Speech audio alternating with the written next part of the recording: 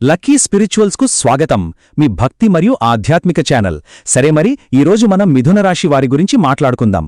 ఫిబ్రవరి 2026 నెల వాళ్లకి ఎలా ఉండబోతోంది? గ్రహాల సంచారం వాళ్ల జీవితంపై ఎలాంటి ప్రభావం చూపించబోతోంది? అన్ని విషయాలను వివరంగా తెలుసుకుందాం రండి. ఈ నెల మిథున రాశివారికి ఎలా ఉండబోతోందో అర్థం చేసుకోవడానికి మనం ఈ 5 ముఖ్యమైన అంశాలను చర్చిద్దాం. మొదట నెల మొత్తం మీద ఒక అవలోకనం చూద్దాం. ఆ తర్వాత వృత్తి, డబ్బు, కుటుంబం, ఆరోగ్యం గురించి లోతుగా తెలుసుకుని చివరగా ఈ నెలను మరింత విజయవంతం చేసుకోవడానికి ఉపయోగపడే ముఖ్యమైన తేదీలు, పరిహారాలతో ముగిద్దాం. సరే, ముందుగా ఫిబ్రవరి 2026 నెల మిథున రాశివారికి ఎలా ఉండబోతోంది చెప్పాలంటే, ఇది ఒక మిశ్రమ ఫలితాల నెల. అంటే కొన్ని మంచి విషయాలు జరుగుతాయి, కొన్ని సవాళ్లు కూడా ఉంటాయి. గ్రహాల స్థానాల వల్ల వాళ్ల జీవితంలోని ప్రతి రంగంలోనూ కొన్ని మార్పులు రాబోతున్నాయి. అయితే ఈ గ్రహాల ప్రభావమేంటి? అసలు ఏం జరుగుతోంది? చూడండి, ఇక్కడ సవాళ్లూ ఉన్నాయి, అవకాశాలు ఉన్నాయి. ఒకవైపు 8వ ఇంట్లో ఏకంగా 4 గ్రహాలున్నాయి.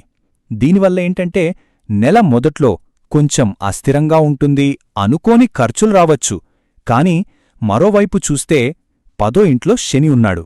అంటే కష్టపడి పనిచేస్తే ఫలితం గ్యారంటీ. కాకపోతే ఒక చిన్న విషయం, అష్టమంలో కుజుడు ఉండటం వల్ల కోపం, ఆవేశం కొంచెం ఎక్కువగా ఉంటాయి. సో ఆ విషయంలో చాలా శాంతంగా ఉండాలి, సరేనా? మనం ఇందాక చెప్పుకున్నాం కదా, 10వ ఇంట్లో శని ఉన్నాడు కాబట్టి కష్టపడితే మంచి ఫలితాలుంటాయని. మరి ఆ ప్రభావం కెరీర్ మీద, డబ్బుల మీద ఎలా ఉండబోతోంది చూద్దాం. ఈ నెలలో పురోగతి సాధించాలంటే కష్టపడాలి, అదే సమయంలో జాగ్రత్తగానూ ఉండాలి. వృత్తిపరంగా చూస్తే ఈ నెలలో కష్టానికి తగిన ప్రతిఫలం ఖచ్చితంగా లభిస్తుంది. ఉద్యోగంలో ఉన్నవాళ్లకు వాళ్ల పనికి మంచి గుర్తింపు వస్తుంది, బహుశా కోరుకున్న చోటికి ట్రాన్స్ఫర్ కూడా అవ్వొచ్చు. వ్యాపారం చేసేవాళ్లు ప్రయాణాలు చేస్తే కొత్త అవకాశాలు కలిసి వస్తాయి, లాభాలు కూడా వస్తాయి.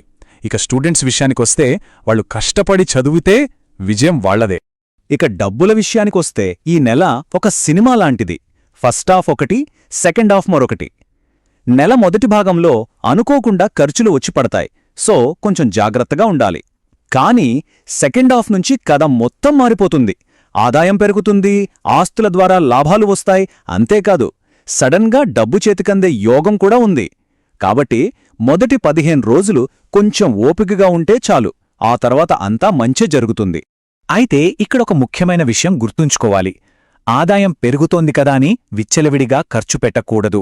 ఎందుకంటే డబ్బు వచ్చినట్టే వచ్చిపోయే అవకాశాలు కూడా ఉన్నాయి. కాబట్టి వృధా ఖర్చులను అదుపులో పెట్టుకుంటేనే ఆర్థికంగా స్థిరంగా ఉండగలుగుతారు. సరే, ఇప్పుడు కెరియర్, ఫైనాన్స్ విషయాలు పక్కన పెట్టి కుటుంబం, సంబంధాల వైపు చూద్దాం. ఈ నెలలో బంధాలను బలంగా ఉంచుకోవడానికి కొంచెం ఎక్కువ ప్రయత్నం చేయాల్సి రావచ్చు. కుటుంబ విషయాల్లో ఈ నెల ఓపిక చాలా ముఖ్యం. నెల మొదట్లో చిన్న చిన్న మనస్పర్ధలు వచ్చినా అవి ఎక్కువ కాలం ఉండవు.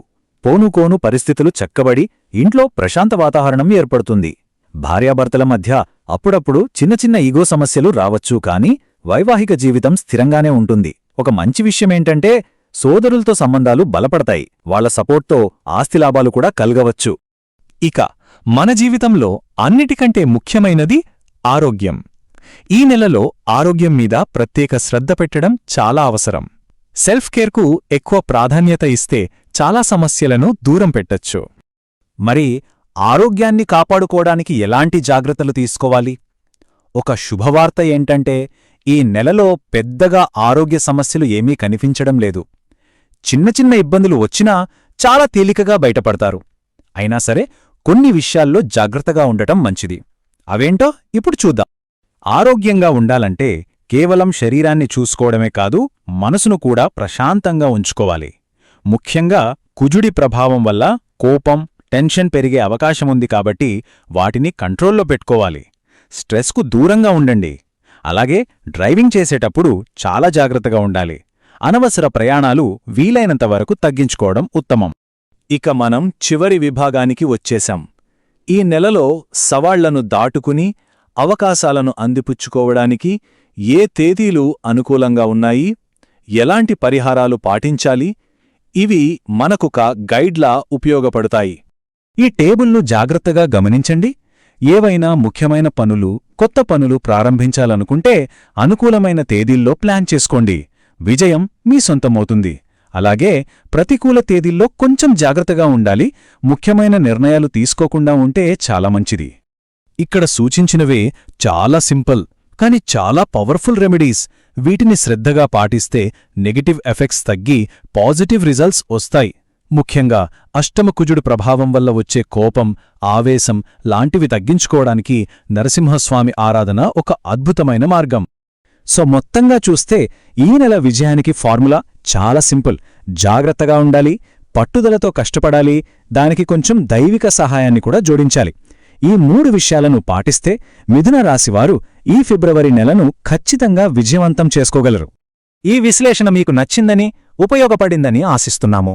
ఇలాంటి మరిన్ని ఆసక్తికరమైన ఆధ్యాత్మిక విశ్లేషణల కోసం దయచేసి మా లక్కీ స్పిరిచువల్స్ ఛానల్ను లైక్ చేయండి, మీ స్నేహితులతో షేర్ చేయండి మరియు తప్పకుండా సబ్స్క్రైబ్ చేసుకోండి.